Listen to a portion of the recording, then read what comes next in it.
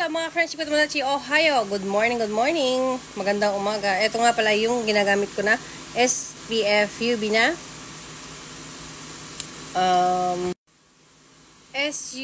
SPF 50 na sunscreen protection.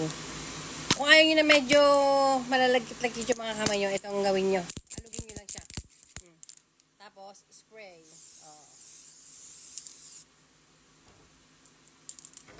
Spray nyo lang. Pwede din sa mukha, kaya lang naglagay na ako sa mukha nung cream na Nivea. Yan. Para hindi na maglalagkit-lagkit ang inyong mga kamay at baraso.